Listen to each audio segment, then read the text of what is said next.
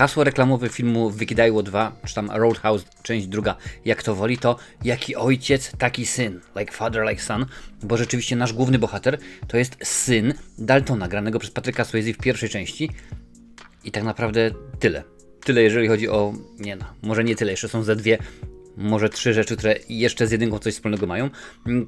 Fabuła, oczywiście, że tak, zdradzam od A do Z, bo film jest sprzed niemalże 20 lat. 2006 rok była premiera na DVD, czy tam na VHS-ie, w zależności od tego, gdzie mieszkaliśmy. Nasz główny bohater, ten gentleman w koszuli, którego tutaj widzisz, jest agentem jakiejś tam 3 literówki, dokładnie wiesz, pracuje bardzo konkretnie, wykrywa prochy ogólnie rzecz biorąc, no i jego wujek Will Patton w tejże roli, jedyna chyba aktorska dobra rola w tym filmie, zostaje zaatakowany przez Jake'a Bazeya i jego bandę, którzy chcą przejąć jego bar.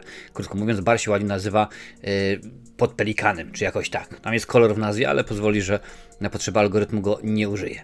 No i wraca do tego swojego miasta, gdzie tam rzeczywiście kiedyś mieszkał jako młodzian, po to, żeby się rozprawić z tymi wszystkimi, no bo wiadomo, że tam jedni chcą przerzucać proszki z Meksyku czy skądś, a akurat to ma się wszystko dziać mokradłami, a bar jest w miejscu idealnym, że to po prostu, wiesz, stacja przerzutowa i tak dalej. No i co? No i jest zadyma, jest kobitka oczywiście, którą poznaje. Jest oczywiście dużo więcej się dzieje. Odkrywamy, że za Jake'em Bazeyem, który jest antagonistą tego filmu, stoi jeszcze większy złol w tejże roli Richard Norton i każdy pewnie, kto pamięta filmy kopane lat 80. z Billy Blanksem, Bolo Youngiem, Cynthią Rothrock, Garym Danielsem i tak dalej, pamięta również Richarda Nortona, on tam też się w tych filmach pojawiał. No i co tu dużo mówić, nasz bohater oczywiście załatwia jednego, drugiego, trzeciego, dziękuję bardzo, na koniec rozwala również naszych złoli, koniec, kropka. I tak się zastanawiałem, ten film byłby idealny, on byłby genialny, gdyby go nakręcić pod koniec lat 80., na początku lat 90. Rzeczywiście wtedy takie kino królowało, kino kopane, bo tutaj rzeczywiście biją się dosyć poważnie i nawet nie wygląda to najgorzej, muszę przyznać. Rzeczywiście te wszystkie walki w miarę w porządku wyglądają i nie no, spokojnie, to nie jedyny pozytyw, bo jeszcze jest ich dużo, a właściwie są 2 pozytywy, czyli kiedy jest akcja w szpitalu, jeżeli będziesz oglądać ten film, to sobie ogarniesz, staruszkowie. Naprawdę staruszkowie wymiatają, są po prostu pozytywnym, zabawnym, humorystycznym aspektem tegoż filmu i jeszcze dodatkowo nie ma już nic, żadnych pozytywnych aspektów tego filmu. Jak już mówiłem wcześniej, nasz główny bohater jest synem Daltona, czyli Patryka Swayze i z jedynki nie pojawia się tutaj nikt. Kiedy ruszyły prace preprodukcyjne przy okazji tego filmu, Patrick Swayze miał powrócić. To on właśnie miał wcielić się w rolę, która przypadła w tym filmie Williamowi Pattonowi. Miał, powiedzmy, być tym właścicielem tego baru i są problemy oczywiście i w tym momencie syn mu pomaga. No ale Patryk powiedział, słuchajcie, ten scenariusz jest tak bzdetny, tak bzdurny, zróbcie coś, przepiszcie, wymyślcie cokolwiek. Nie. No to papa, podziękuję bardzo, więc z jedynki nie wraca nikt. Co w tym filmie jest z jedynki? Dostajemy teksty. Wiesz, I thought that you'd be bigger, czyli myślałem, że będziesz większy. Opinie są, zdania są podzielone. 3 zasady, bądź mi... No dokładnie wiesz, wszystko to właśnie z jedynki jest zapożyczone. A co się dostaje, co się okazuje z Daltonem? Dalton nie żyje. No niestety, Dalton nie żyje. Ktoś go tam gdzieś kiedyś wysiadał z samochodu, ktoś go tam zastrzelił. Dziękuję bardzo, koniec, kropka. Po czym dowiadujemy się, i uwaga, zdradzam, co się stało z Daltonem, że Jake Bazey na zlecenie właśnie Richarda Nortona go tam kropnął, bo myśleli, że to jest ten młody, ale to był ten stary, więc oni go tam... I tak się zastanawiałem, co to w ogóle jest, że jakiś normalnie lamus, że jakiś ziutek spod monopolowego rozwala Daltona. To po prostu jest nieporozumienie jakieś. No ale chyba stwierdzili, ok, skoro Patryk nie wraca, to my zrobimy to w ten sposób.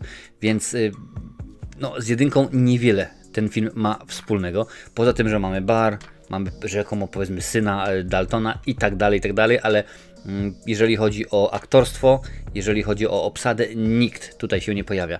I tak na dobrą sprawę w tym momencie mógł powiedzieć, dziękuję bardzo, ten film jest nie do oglądania, daruj sobie, odpuść sobie, więcej tego nie chcesz mieć na swoim nie wiem, ekranie, monitorze, w swoim DVD, gdziekolwiek będziesz oglądać. No ale nie, no trzeba jeszcze kilka rzeczy na temat tego filmu powiedzieć. On tak nieudolnie jest skonstruowany, że to jest nieporozumienie. Widzisz tutaj za mną plakat, właściwie część plakatu, masz naszego głównego bohatera i dwie, tak, to są bliźniaczki. I te bliźniaczki jak najbardziej pojawiają się w filmie. W pierwszej scenie one wychodzą z baru. I tyle. Koniec, nie ma jej ani jednej, ani drugiej, ani pół słowa nie zamieniają, nie są w ogóle istotną częścią. To wiesz, no po prostu wychodzą dziewczyny z baru, po prostu ktoś inny wchodzi i to wszystko. I dali je na plakat, no ja tego nie ogarniam. Rzeczywiście tak się zastanawiam, o co chodzi. Dźwięk w tym filmie jest tak beznadziejny, że aż tylko naprawdę cieszyłem się, że postanowiłem odsłuchać sobie to na głośnikach, a nie na słuchawkach, bo pewnie bym normalnie umarł ze zgryzoty. Tak beznadziejnie jest, już nie chodzi mi o to, jak on brzmi, ale jest zmontowany, wiesz, oni tutaj chodzą po drewnianym molo, a tu nagle słychać, wiesz, jakiś metal, gdzieś tam się uderzają i to brzmi jakby Robocop tam nawalał Predatora, po prostu takie dźwięki potężne, że no, masakra jak to wygląda, to jest rzeczywiście bardzo źle. Oczywiście tutaj mam ściągawkę, więc muszę sobie sprawdzić i nie i jeszcze raz nie, naprawdę. W ogóle sam koncept robienia filmu to jest film z 2006 roku, a oryginał, pierwsza część, była 1989 rok.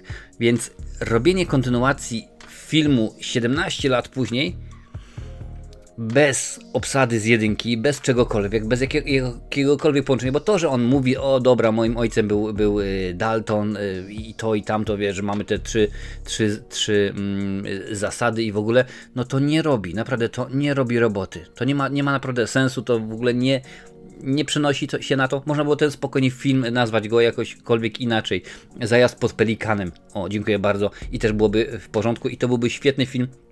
Pamiętaj, ten film, gdybyś wrzucił obok pewnie DC 2000, stworzona aby walczyć i tak dalej, na początku lat 90., to on by idealnie, naprawdę, to w tym momencie mówilibyśmy o tym filmie jako o klasyku kina kopanego lat 90., bo wiesz, budżet taki nie za dobry, nie najlepiej dopracowany i mógłby być, no ale rzeczywiście teraz nam coś takiego próbujesz sprzedać. Ja wiem, że ten film ma już 20 lat, no na szczęście trójki się nie doczekaliśmy, dostaniemy niedługo nową wersję, którą będziemy oglądać w sobotę. W sobotę 20 bodajże, tak? 23, zgadza się, w sobotę 23 marca o 20 na moim Twitchu, szukaj na Twitchu Marcinowych recenzji, tam sobie będziemy oglądać nowego Wicked I Was Jake'iem Gyllenhaalem i Conorem McGregorem w roli antagonisty.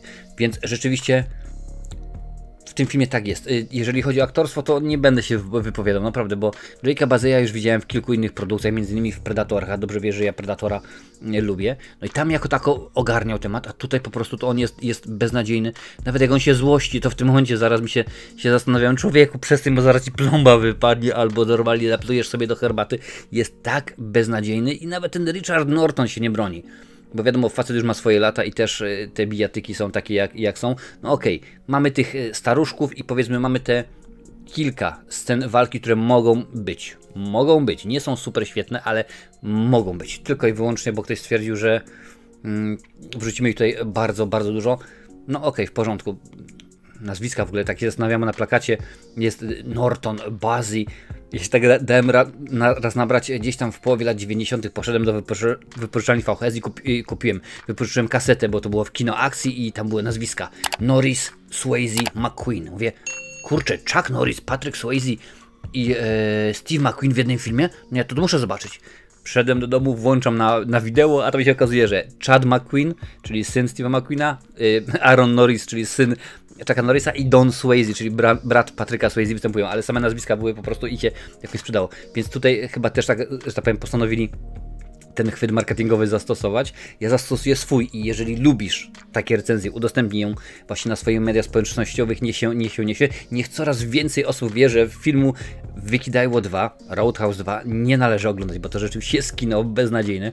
Jak chcesz znać moją ocenę, to na Filmwebie będzie napisane, będzie odhaczone i jakaż to, że tak powiem, jest zasada, więc tego filmu polecić Ci nie mogę. Naprawdę, jakbym nawet chciał, a chciałem, bo lubię, uwielbiam, rzeczywiście tutaj widzisz, jest klasyk, proszę bardzo, jest ścieżka dźwiękowa z oryginału jeszcze na kasecie, nie VHS, ale kasecie magnetofonowej, więc rzeczywiście chciałbym Ci polecić, ale no niestety nie mogę, bo nic się nie zgadza, jest źle, sztampa goni sztampę, kalka goni kalkę. i nic dobrego z tego filmu nie może wyniknąć. No, inaczej, wynikło to dobrego, że załatwił serię, że już nie będzie kolejnej części. No teraz, jak mówiłem, dostajemy nową wersję, która też miała kilka lat temu powstać. Miała się pojawić Ronda Rousey, ta zawodniczka UFC, no ale tam się rzeczywiście coś posypało, rzeczywiście niepotrzebnie siadła pewnego dnia do Twittera, no i studio się wycofało, powiedzieli dziękujemy bardzo, jednak zmieniamy koncept, weźmiemy z zawodnika UFC, ale troszeczkę innego, nie będzie to Ronda, będzie to Conor McGregor jako Złol, a oczywiście w roli, powiedzmy, Daltona pojawi się Jake Gyllenhaal, ale o tym oczywiście za czas jakiś, a tutaj jak najbardziej jest mnóstwo kina akcji.